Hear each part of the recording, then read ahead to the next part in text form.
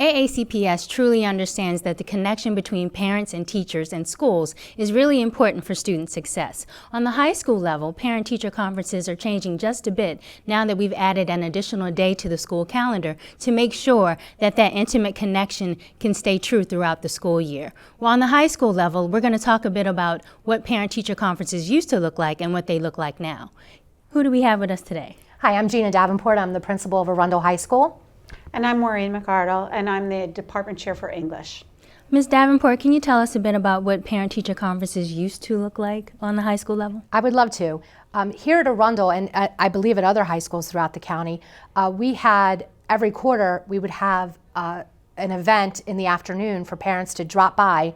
We put all the teachers in the cafeteria, and it kind of looked a little bit like speed dating, where parents would come and they would sit and talk to the teacher for a couple of minutes about student achievement. It was successful in the sense that we did get to make connections with parents. However, because of the timing of it right after school, a lot of parents were unable to be there, and teachers never knew who was coming through the door to meet with them, so they weren't always prepared to talk specifically about a student and their specific needs. And Ms. McArdle, from your perspective, how was that experience for you? Was it difficult to prepare for, or? Well, it's funny to me because I think that many parents are very involved in their kids' elementary school lives, and they volunteer and they're in and out of the buildings frequently. By the time kids get to high school, a lot of parents think the kids are okay and they can do things on their own, when in fact they probably need more oversight than elementary school kids. So teachers would print out overall grade sheets and then hope for the best, hope that the parents that they wanted to arrive did arrive. That didn't always happen. So teachers in high school tend to use a lot of emails, phone calls, but again, because of parents' work schedules and other things, there's often a lot of phone tag and a lot of miscommunication. So this may give parents an opportunity to really sit down and get an overall picture of their child's status. And what is the new structure? So what we're doing is on November 23rd and 24th, we're going to have parents come in. They're using Sign Up Genius to actually get an appointment time with individual teachers. What we did as a team was we asked all the teachers in the building that if there were students that they really wanted the parents to come in, we were calling them hot students. We really want to see those parents.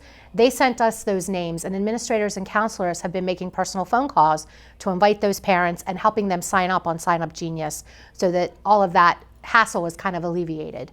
The teachers here have volunteered to work from 7 to 7 on Monday to give parents that after work opportunity to come in as well. And then we'll have a shorter day on Tuesday, but still opening our doors so that we can have some parents come in to find that day a little bit more convenient. And although you haven't done it yet, Ms. McArdle, can you already see how this probably will be a bit more effective for you in the classroom? Yeah, one of the things that we're seeing is that parents are signing up on Sign Up Genius and then also typically emailing the teacher to tell them that they plan to attend. That allows the teacher to bring work samples or, to bring other issues and concerns, as well as things that they're happy to share with parents about what their kids are up to. Mm-hmm. And what do we do for resources in general for parents who maybe there's a cultural or language barrier? Well, we definitely have some bilingual facilitators that will be ready if that becomes an issue, or if we can plan that ahead of time. That makes it great because we already have that resource here. We're also going to open up our preschool classroom and have some student volunteers here to babysit younger children, so the parents won't be distracted by caring for their younger children while they're trying to talk to the teachers. And we've had a pretty good turnout when we've called and reached out to parents. They are definitely interested in coming in and talking about their child. And at the high school level, frequently we do have students translate for their parents. And it's always helpful at the high school level to have students involved in these discussions, because it's really the students who have to take the action. And so in that case, it's sometimes we get a double hit for it, because the parent is hearing and the kid is the person who's actually having to say the words. And then it's easier to make a plan for how we can improve from that point forward. And if you could just talk a bit about how the second conference that is available in February, how do you think that will help structure, the rest of the school year? Well, high school is broken into 2 semesters, and students earn credit by semester. So this November conference is a good opportunity to talk about what's going to be happening in first semester, and especially for our 9th graders who are transitioning. We want to see those parents so that we can help make a plan to make sure that all of our 9th graders get to 10th grade immediately. And also for our graduating seniors, we want to make sure that they're on track to do what they need to do for graduation. So the November conference helps for first semester. That February conference is going to be at the start of second semester, so that we can build those relationships and talk about what needs to happen over the next couple of months to either get to that next grade level or get across the stage in June. And having that conference in February enables teachers to have the first semester grades right in front of them, and then be talking about what they need to do right at the start of the second semester in order to make sure that they have a successful outcome right when they can make changes that need to be made. And obviously, in many situations, your second semester classes can vary from your first. That's right. It may be completely different teachers at the high school level for second semester.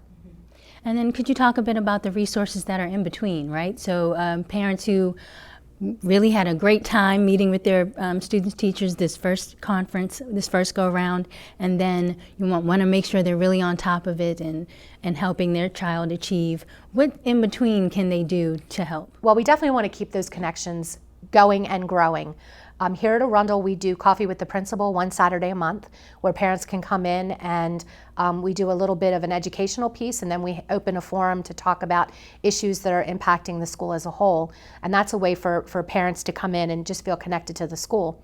When it comes to individual students and teachers, as Ms. McArdle said earlier, email is a great tool that we really do rely on heavily to communicate with parents. We have a lot of parents that are very proficient with Parent Connect, and they use that information to know when they need to reach out to the individual teachers.